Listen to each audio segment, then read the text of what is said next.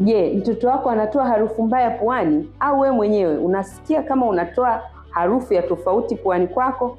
Ziko sababu kadha wa kadha ambazo zinaweza kuashiria kwamba kuna kitu kinaendelea ndani ya pua. Sababu ya kwanza ya harufu mbaya puani ni infection ndani ya pua. Inaweza kuwa infection ya kawaida au kukawa kuna jipu puani. Sababu ya pili ni infection kwenye matundu ya pua yajulikanayo kama sinuses.